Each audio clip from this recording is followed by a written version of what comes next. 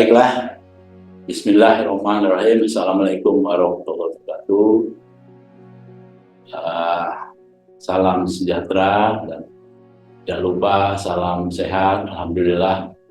Baiklah, para mahasiswa dan para peminat atau pendengar untuk video pembelajaran ini masih ada sesi kedua dari mata kuliah teknologi minyak dan lemak di jurusan DHP. Saya akan menyampaikan materi sumber dan klasifikasi minyak dan lemak. Pada sesi pertama pendahuluan saya berdiri dan ini saya duduk ya santai aja ya, jangan serius-serius, yang penting bisa disimak. Harapan saya para pendengar terutama mahasiswa, saya melarang mencatat gitu kan. Hari ini masih mencatat apa kata dunia gitu kan. Tolong perhatikan, catat apa yang mau ditanya, itu yang benar. Jadi jangan catat ini, karena ini nanti kan di-share ya, di-share, ditambah bahan diktatnya di-share, semua di-share. Perhatikan, catat apa yang akan mau didiskusikan di kelas nanti ya. Baik, ini adalah materi sumber dan klasifikasi minyak dan lemak. Next. Capaian pembelajaran yang diharapkan dari sesi kedua ini, mahasiswa dapat mengetahui, mengerti, dapat menjelaskan kembali dan atau mempraktekkan ya, dalam memanfaatkan ilmu dan teknologi dalam pemahaman pengembangan teknologi minyak dan lemak nabati dan hewani. Khususnya untuk bahan sesi ini adalah pada aspek definisi, sumber, jenis, dan klasifikasi minyak dan lemak pangan.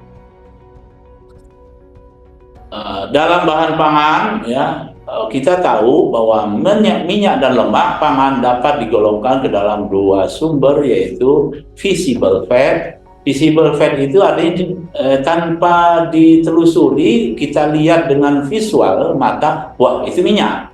Contoh, di depan kita ada minyak goreng, ya itu minyak gitu ya. Kemudian di mentega, udah pasti kita udah yakin itu minyak. Margarin dan shortening dan sebagainya. Itu yang disebut visible fat, jadi fat yang kelihatan jelas. Nah, ada juga golongan invisible fat, yaitu golongan fat atau lemak minyak yang sebenarnya nggak kelihatan, tetapi setelah diuji di laboratorium kandungannya cukup tinggi minyak dan lemak, yaitu telur, khususnya di kuning telurnya, kemudian daging yang masih utuh ya, bukan lean meat ya, masih daging utuh. Kemudian ikan utuh, segar, kemudian sebagian buah-buahan, misalnya alpukat, kemudian biji-bijian banyak dari kacang, misalnya kacang tanah, dan lain sebagainya. Nah, itu termasuk invisible fat. Maksudnya adalah lemak yang terkandung tidak terlihat jelas oleh mata, tetapi diyakini di dalam produk tersebut itu mengandung minyak lemak. Nah, dalam beberapa invisible fat ini, khususnya di tanaman ini yang menjadi sumber ekstraksi untuk memperoleh minyak atau lemak. Lemak atau minyak terdapat pada semua bahan pangan dengan kandungan yang berbeda-beda. Nah, ingat ya, semua bahan pangan pasti mengandung minyak dan lemak, walaupun dia sangat sedikit, 0,00001%. Ada yang sampai mencapai hampir 50% itu lemak semua isinya. Jadi sebenarnya bahan pangan itu pasti mengandung minyak dan lemak. Karena kita tahu di dalam bahan pangan itu selalu mengandung 5 aspek, yaitu air, karbohidrat, protein, lemak, vitamin, mineral, dan komponen renik lainnya ya, komponen yang sifatnya jumlahnya kecil ya. Nah, minyak dan lemak juga berfungsi sebagai pelarut bagi beberapa vitamin yang larut air, vitamin A, D, E, dan K. Ingat, vitamin A, D, E, K ini termasuk golongan lipid, tapi bukan lipid sederhana, bukan lipid kompleks, dia turunan lipid. Jadi sebenarnya turunan lipid itu udah keluar dari definisi lemak dan minyak. Dia memiliki struktur tersendiri. Minyak atau lemak nabati umumnya mengandung asam-asam lemak esensial seperti asam lemak oleat atau omega 9, linoleat itu omega 6, dan linolenat itu omega 3, dan arahidonat, DHA, dan sebagainya. Sedangkan minyak ikan, terutama yang bersumber dari ikan-ikan di dalam perairan laut dalam, yang makanannya plankton, banyak mengandung asam lemak esensial berupa omega 3, khususnya DHA. Ini DHA itu docosa hexaenoic acid. Docosa itu artinya 22, C-nya 22, ikatan rangkapnya 6, ya, banyak. Sehingga karena ikatan rangkapnya sangat banyak, maka dia tidak beku di dalam freezer. Ini yang saya katakan tadi pada sesi pertama, bahwa DHA ini baru beku pada minus 49 derajat Celcius. Nanti teknologi pengolahan mungkin bukan bagian saya, dari Pak Ribut atau Pak Esa yang menyampaikan teknologi pengolahan bagaimana sebenarnya men-screening untuk mengekstrak omega 3 terutama. Ya gampang saja, kita ekstrak dari sumbernya baik hewan maupun tanaman, kemudian kita masukkan ke kulkas atau refri yang suhunya 0 sampai sekitar 5 derajat Celcius, kemudian bagian yang beku dipisahkan, ya, dikeluarkan, dibuang, tinggalkan yang masih cair. Nah, yang cair ini kemudian masukkan freezer minus 20, freezer baru minus 20, biarkan semalam, kemudian dicek mana yang masih mencair. Bagian yang masih mencair itu diambil, yang beku dibuang. Nah, bagian yang mencair itu diharapkan itulah omega, minimal omega 6 ke atas, karena dia tidak beku pada suhu freezer. Itu tekniknya, sangat sederhana pengolahan. Selanjutnya kita lihat kandungan. Nah, kita tahu tadi sudah saya sebutkan bahwa kandungan lemak atau minyak dalam beragam bahan pangan bervariasi dari jumlah yang sangat rendah sampai sangat tinggi. Misalnya pada asparagus cuma 0,25%, ya, beras 1,4%, gandum dan sebagainya. Dia yang paling tinggi di kacang tanah, ya, kacang tanah itu 49%, dan mentega, ya, mentega ini termasuk visible fat. Kalau kacang tanah kan invisible fat. Dari invisible fat itu hampir 50%.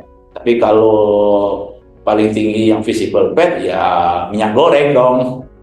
Ya benar, ya minyak goreng ya hampir 100%.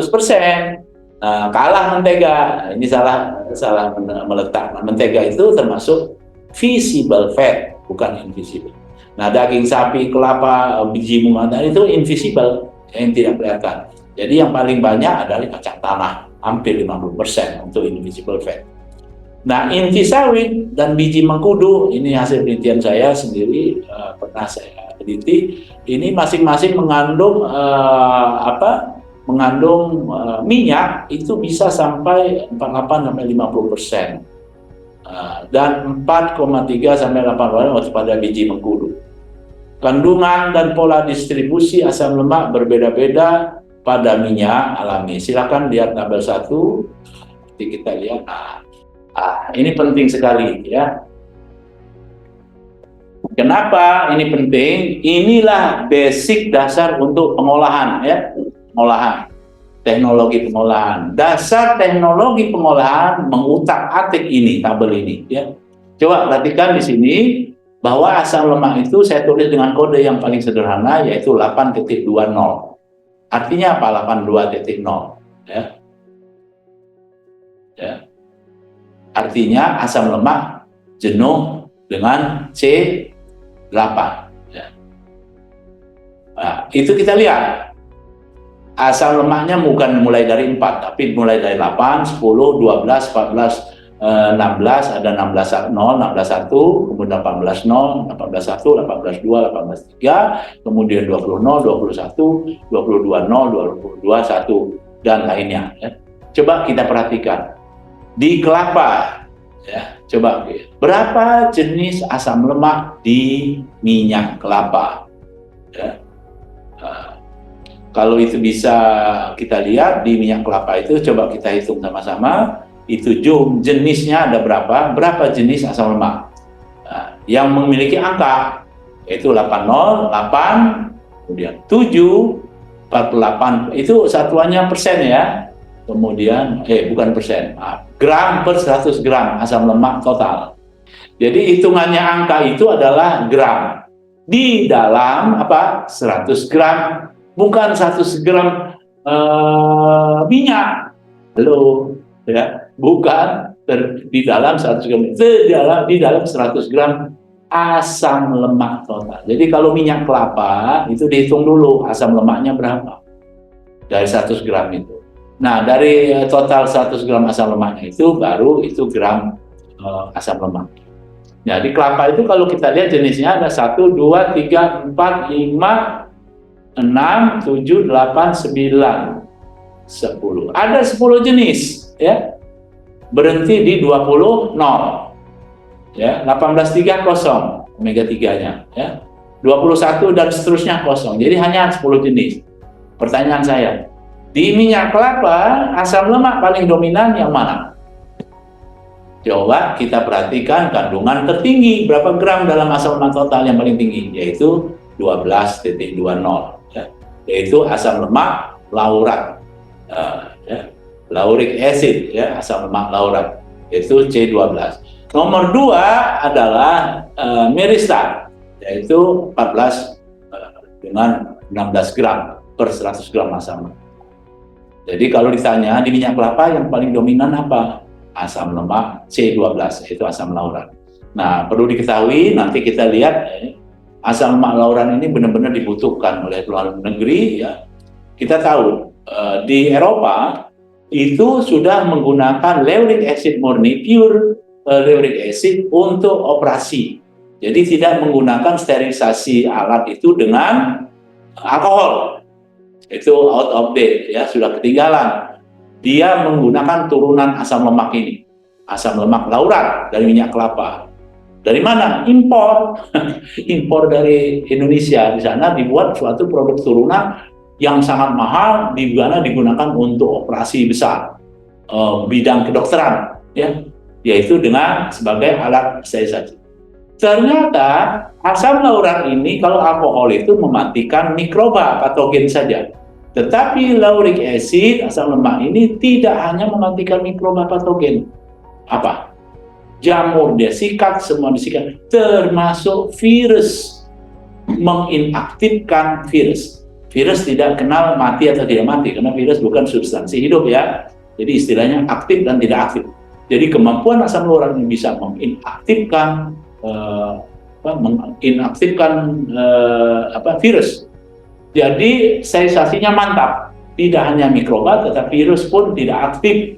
Maka teknologi kedokteran di Eropa dan di negara-negara maju telah menggunakan turunan dari asam lemak laurat ini. Nah, ini banyak di kelapa.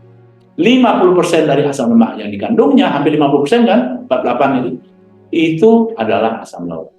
Itu adalah sumber utama. Ya. Kemudian pada jagung, ya, jagung coba kita hitung sama-sama. Coba jagung itu adalah jenisnya asam lemak itu 1, 2, 3, 4, 5, 6, 7, 8, 9, 10 juga jenisnya, sama dengan kelapa, tetapi berbeda asam lemak. Di mana asam lemak dengan C8, C7, C48, jadi di jagung nggak ada asam laurat ya, justru di minyak kelapa. Kemudian coba lihat minyak zaitun. Nah, minyak zaitun asam lauratnya nggak ada. Ya. Coba jenisnya ada berapa? 1, 2, 3, 4, 5, 6, 7, 8. Hanya 9 jenis. Didominasi apa? Minyak zaitun. Nah, kita perlu telusuri ini minyak zaitun, karena ini mahal. Ternyata kandungan utamanya, coba perhatikan, itu adalah 72 gram atau 72% dari total asam lemak. Itu adalah 18,1. 18,1 itu asam oleat. Asam oleat itu asam omega 9. Jadi nggak hebat-hebat amat. Tetapi omega 6-nya lumayan, ada 11%. Nah, omega 3-nya cuma 1%, ya kan? Sedangkan di minyak jagung, omega 3-nya ada 2%. Nah, Inilah ide nanti pada teknologi minyak dan lemak mengkombinasi. Jadi minyak zaitun bisa ditambahkan minyak jagung ditambah minyak kelapa. Itu maksud saya teknologi. Kenapa? Di dalam minyak kelapa mengandung asam laurat yang antivirus dan sifat fungsional lainnya, ya. Kemudian di jagung asam lemak omega 3-nya lumayan 2% dibandingkan zaitun, ya. Kemudian nomor 2-nya omega 6. Omega 6-nya banyak, 50%. Sedangkan di zaitun cuma 11%, tapi minyak zaitun omega 9-nya banyak. Jadi ini salah satu teknik. Dengan komposisi, jadi pada teknologi nanti mencampurkan asam lemaknya pada perbandingan yang optimal. Nah, itu memakai software. Jadi ada software tertentu untuk menentukan titik optimal pencampuran 3 atau lebih asam lemak dalam menghasilkan suatu produk yang spektakuler. Tanda kutip, spektakuler, dia mengandung asam-asam lemak yang dibutuhkan untuk kesehatan kita. Makanya saya mengajar ini di prinsip dasar kimianya. Karena ngolah ke depan itu harus dari prinsip ini, supaya kita dapat menghasilkan suatu produk yang berguna bagi kesehatan dan pada segmen-segmen populasi atau konsumen tertentu. Misalnya untuk diabetes. Penderita diabetes berarti harus banyak di C12-nya dan lain sebagainya. Coba kita lihat di buah sawit. Nah, buah sawit ini adalah, tahu nggak bahwa sawit itu adalah produksinya paling tinggi di dunia di Indonesia, ya. Oleh karena ini Eropa dan Amerika itu sangat jealous, ya, cemburu sekali sama kita, ya. Dicari macam-macam, anti kanker, kemudian orangutan, masalah orang lingkungan itu karbon dioksida yang tinggi, kemudian rumah kaca, aspek rumah kaca, banyak yang dicari-cari, ya, bahwa sawit ini tidak baik, ya, sampai ada kampanye anti sawit di Eropa. Semua produk yang dihasilkan dari sawit atau turunan dari minyak sawit dipromosikan sangat tidak baik, sehingga itu orang-orang yang jealous, ya. Padahal sawit itu jadi andalan Indonesia. Kita tahu di sawit itu apa sih yang paling dominan? Coba lihat di situ, yaitu C16 palmitat 42%, 43% asam oleat, C18 1, jenisnya bisa dihitung sendiri, dan seterusnya. Coba Anda nanti di rumah bagi mahasiswa sebagai tugas bisa mengerjakan berapa jenis masing-masing asam lemak yang terkandung pada inti sawit, kacang tanah, kedelai. Kemudian berapa yang dominan, jenis apa yang paling dominan, yang paling terendah berapa. Kemudian juga bisa mengutak-atik bagaimana kombinasi suatu apa yang harus ditambahkan, asam lemak sumber dari mana untuk menghasilkan misal asam lemak dengan omega tinggi. Nah, coba lihat omega 3, 18,3 itu omega 3. Itu yang paling tinggi. Yang paling tinggi ada 2, yaitu di kedelai dan di biji kapas, ya. Jadi kombinasi 2 ini diharapkan lebih banyak dalam campuran kalau menginginkan omega 3. Kalau menginginkan asam lemak laurat sebagai antibakteri, kemudian antivirus, mencegah berbagai penyakit, maka harapannya minyak kelapa dan minyak inti sawit, yaitu 48 dan 45%. Jadi komponen 2 ini sangat penting, ada sumber asam lemak. Nah, tabel ini adalah inti dari materi ini, ya, materi sumber dan lain sebagainya. Ya, gliserida secara umum dapat diberikan sebagai tadi sudah saya sampaikan bahwa unsurnya hanya 3, ya, gliserida ini minyak lemak itu CH dan O, nah, di mana ada kepala dan ada ekor. Kepalanya itu bersifat polar yang disebut asam karboksilat COOH, dan ekornya fatty. Fatty itu rantai karbon lurus. CH3, CH2, CH2, CH2, CH2, dan seterusnya. Ingat, total C termasuk kepala harus genap. Berarti ekornya ganjil. ditambah 1 C pala jadi genap ya. Kemudian larut di dalam pelarut tentu pelarut nonpolar seperti heksan, benzen, tetramethyl. Namun pada perkembangan terakhir menunjukkan bahwa monogliserida yang termasuk golongan gliserida sederhana relatif lebih larut di dalam air. Nah, kenapa monogliserida relatif dapat larut di dalam air? Jawabannya namanya juga mono. Artinya dari C1, C2, C3 dari gliserol hanya satu yang terikat di C1 atau bukan dan ya, atau C3 yang terikat bonding dengan asam lemak.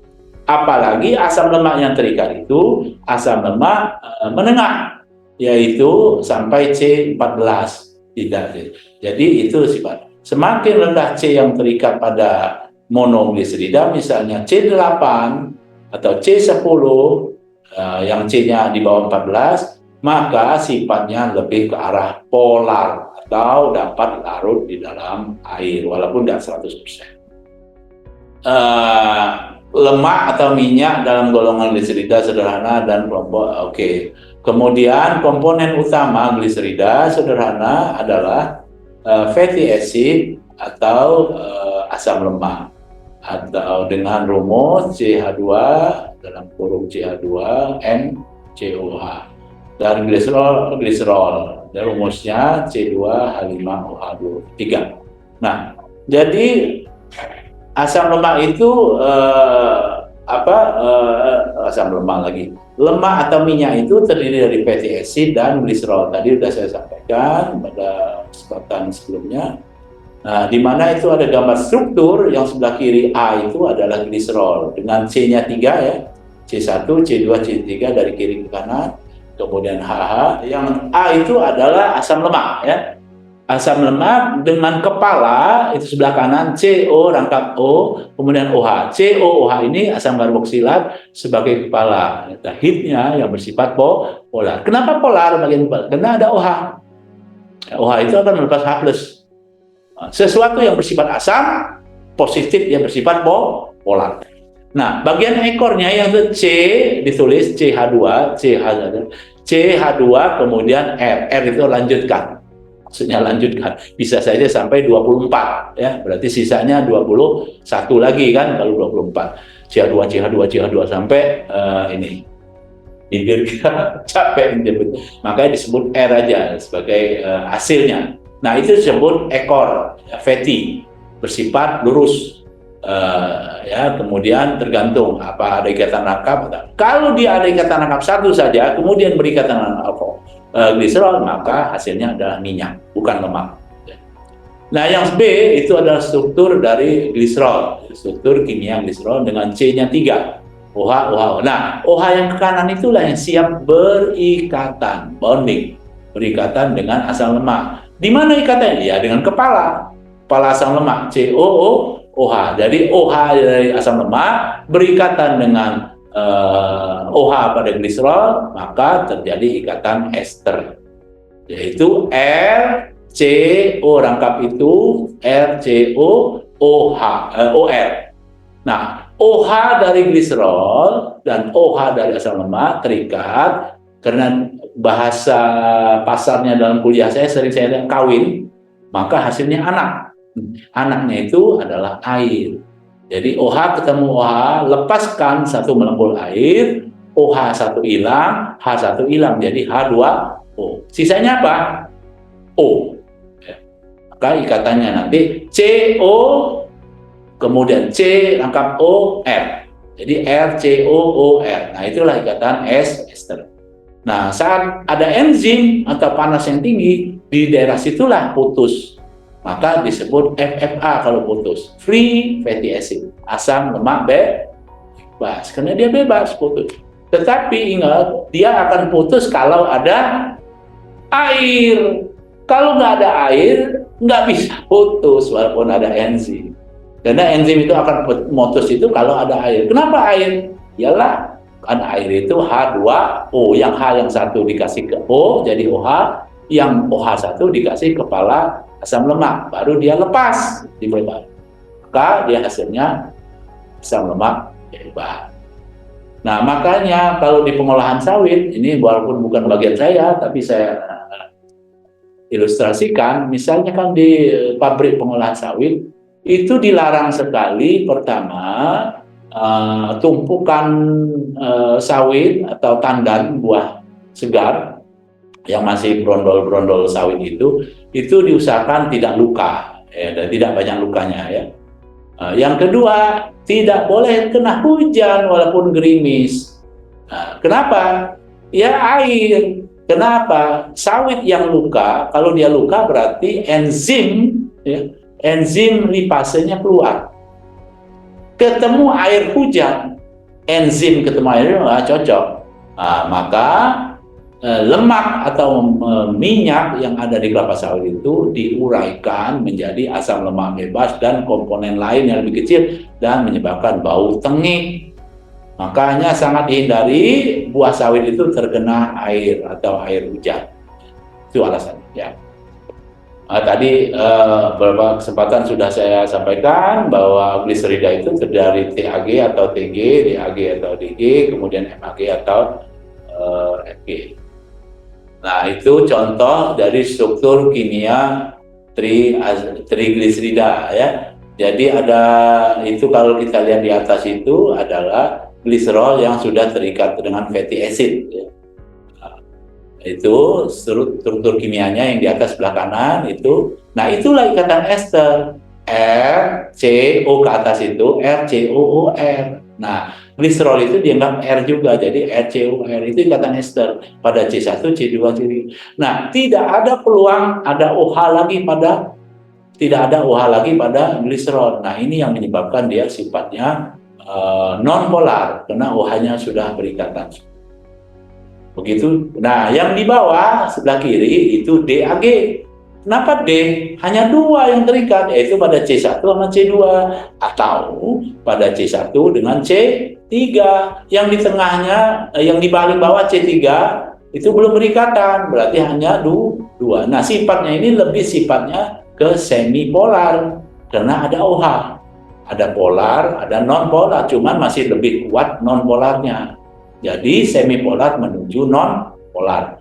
Nah, yang sebelah kanannya itu hanya dua juga, tetapi di C1 sama C3 tengahnya masih sifatnya semipolar. Semipolar. Kalau di atas exactly adalah non polar ya. Jadi benar-benar pure non polar.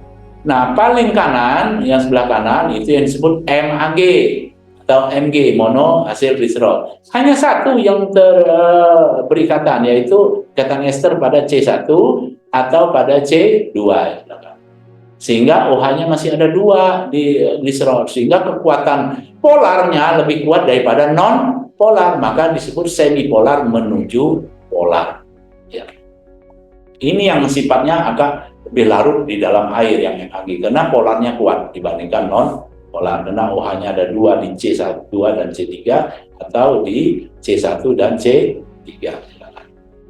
Oke, ini hanya contoh-contoh ya. Ini kalau R-nya sama, R1, R1, R1 sama, misalnya, maka disebutnya itu yang sederhana, TAG sederhana. Kalau dia campuran, maka disebutnya senyawa TAG campuran. Di asil gliserol DG itu merupakan senyawa ester 2 asam lemak. Dengan gliserol dihasilkan dari TG oleh panas dan sebagainya. Bisa dibaca sendiri ya. Kalau ini bisa dibaca sendiri, monogliserida bersifat polar dan sebagainya, tadi sudah saya terangkan. Ya.